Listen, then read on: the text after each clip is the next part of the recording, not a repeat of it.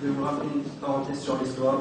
Charles Martel, en 732, il affronta les Arabes et l'armée à Omeyyade. Ce dernier, d'Abdelrahman, en effet, les Arabes occupaient la péninsule ibérique et poursuivaient leurs avancées vers le nord des Pyrénées.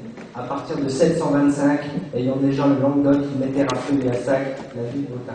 Fin de parenthèse. Aujourd'hui, pour le présent, une citation du Premier ministre turc Tayyip Erdogan. Les mosquées sont nos casernes, les citoyens nos soldats, les coupoles nos casques, les minarets nos baïonnettes. J'ai deux questions qui se posent aujourd'hui.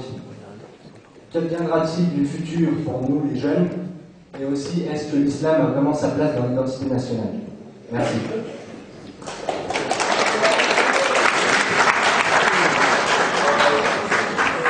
Est-ce que vous pouvez juste vous présenter, monsieur, lire ce que vous faites? Vous êtes étudiant, j'ai pas entendu votre présentation. Je suis au chômage. Je ne suis pas étudiant, je n'ai rien, pas d'argent, pas de permis. Vous êtes du secteur? Non, je suis à 52 km d'ici. D'où? D'un petit village qui s'appelle Bugneville, le village des Aléptis. D'accord, faut qu'on sache exactement c'est Bugneville. Bugneville.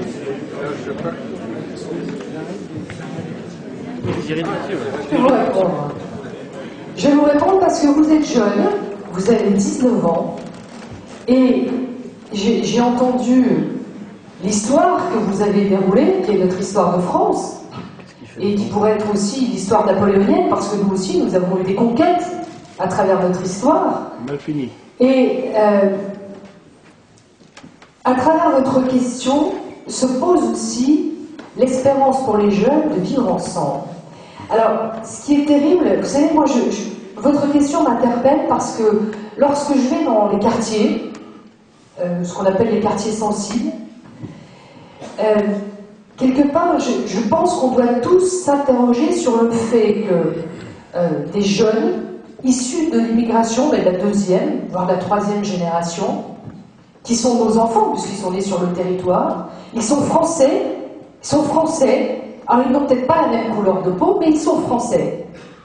Et on ne les sent pas, et ils ne se sentent pas appartenir à la République ou à l'identité nationale. On sent leur trouble de ne pas aimer la France, comme certains ne savent plus d'où ils sont, c'est-à-dire ni plus français, ni pas français, ni pas de leur pays d'où viennent leurs parents. Je trouve ça triste. Parce que la France est un grand pays qui sait accueillir, mais la France, elle a fait des erreurs. Et tous, de gauche, de droite, on peut tous se poser des questions. Parce qu'on n'a pas eu le courage de dire les choses en face. Parce qu'à un moment, on a laissé l'immigration débridée et venir tout le monde chez nous en France, régulariser massivement, en mettant ces personnes, et Dieu sait si c'est difficile, vous savez, de quitter un pays et d'être déraciné. Mais on les a tous, paf, ghettoisés. Moi, je vous disais, je venais du Haut-du-Lièvre. À l'époque, quand j'étais petite, et monsieur, vous pouvez en témoigner, il y avait 4 familles africaines. 4. Dont une, d'ailleurs, est restée ma meilleure amie. Et je suis devenue d'abord vice-présidente à l'Assemblée nationale du groupe d'amitié France-Tchad. Et à mon deuxième mandat, je suis devenue présidente du groupe d'amitié France-Tchad. Et j'ai beaucoup œuvré aussi parce que la dernière partie dont je vous ai dit que je vous parlerai sur le développement solidaire, c'est-à-dire l'intitulé du portefeuille ministériel d'Éric Besson, c'est que nous avons à agir pour une immigration régulée et une immigration humaine, ce qu'on a fait d'ailleurs, parce que, vous savez, avant, il y a quelques années, l'immigration, lorsque les personnes venaient, c'était en très grande majorité sur du regroupement familial fait dans n'importe quelles conditions. On n'était pas obligé d'avoir un emploi, c'est-à-dire on n'était pas obligé d'avoir un revenu issu de son salaire, on n'était pas obligé d'avoir un logement décent pour recevoir sa famille, et on a mis en place des règles pour réguler tout ça, parce que vivre à 5 ou 6 dans un appartement à 2 pièces, ça ne pouvait pas être possible. Et on a concentré les mêmes personnes au même endroit. Et on a tous fait les mêmes erreurs. On n'a jamais voulu en parler.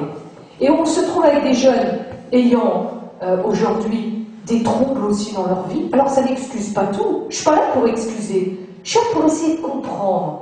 Parce que je suis à la fois ministre de ce gouvernement, Je suis aussi un tout petit peu mère de famille, j'ai 3 enfants, et j'aime les gens, par définition, et tous. Et je vous pose cette question parce que vous qui êtes si jeune, on sent dans votre question une espèce de... Voilà, de se dire, oui, mais l'islam ou pas l'islam, on voudrait qu'il n'y ait pas quelqu'un de supérieur à l'autre. C'est-à-dire qu'un pays, il se doit d'assimiler, même pas d'intégrer, d'assimiler. Alors à l'autre, de faire l'effort de cette assimilation. À l'autre aussi, de faire l'effort de comprendre que nos racines, qui viennent et qui sont les nôtres, nos racines françaises sont des racines judéo-chrétiennes. Nos racines, c'est, dans ma circonscription, 181 communes, près de 200 clochers. Et Jean-Jacques pourrait dire exactement la même chose. Mais nous avons, depuis la loi de 1905, le respect de la laïcité et le respect de l'ensemble des protestants qui vont faire leur culte voilà, au temple, les synagogues. Nous avons aussi des mosquées. Bien, moi, je préfère un islam de France, qu'un islam en France et dans les caves. Alors, on a, depuis 2002, et Jean-Jacques, qui était avec moi dans cette majorité parlementaire, nous avons eu le courage d'assumer toutes ces règles. C'est-à-dire que maintenant, pour venir en France, on ne vient plus de n'importe quelle manière. Voilà. On ne peut pas faire venir sa famille si on n'a pas un appartement décent et avec un nombre de mètres carrés nécessaire si vous êtes juste un couple, ou alors en fonction du nombre d'enfants que vous faites venir, et si vous avez aussi un revenu issu de votre travail, et non pas des prestations sociales. Donc nous avons mis en place des règles d'accueil humaines, et nous avons renforcé aussi notre arsenal législatif concernant ceux qui ne respectent pas nos lois dans certains quartiers et qui font des trafics de drogue et tout ce qui s'ensuit. Mais en revanche, je pense qu'il faut respecter les religions des uns et des autres parce que ce qui est terrible, c'est l'extrémisme. Et à quel âge qu'il soit, l'extrémisme. Parce que l'extrémisme, bien, il n'est pas porteur de paix.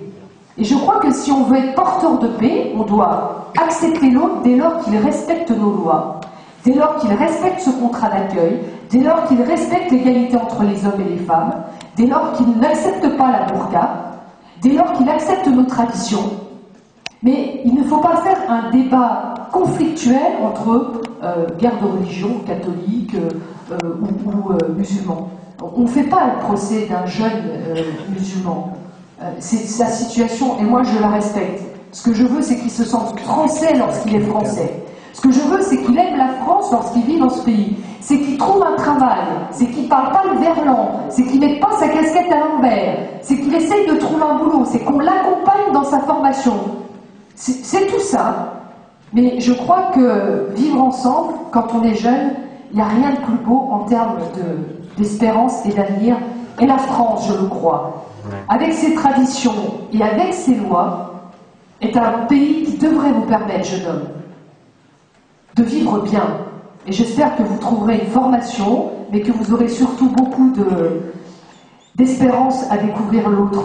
Parce que quand j'ai été vice-présidente du groupe d'amitié France-Tchad, et que je me suis rendue au Tchad, et parce qu'à travers cet intitulé de développement solidaire, Éric Besson a un budget de 50 millions d'euros qui aide au développement dans ces pays. Parce que ceux qui viennent chez nous, au détriment souvent de leur vie, ils le font en désespoir de cause. Et quand je me suis rendue au Tchad, je me suis dit, mais je me suis même posé la question si j'allais encore croire en Dieu, tellement ce que j'avais vu me semblait hallucinant de pauvreté, avec tous ces gamins petits. Alors, notre rôle aussi, du pays des droits de l'homme, c'est d'aider ceux qui vivent dans ces pays-là à pouvoir se développer, parce que quand vous êtes en situation d'immigration, vous avez à la fois le poids du déracinement et le poids de se dire comment je vais pouvoir m'assimiler.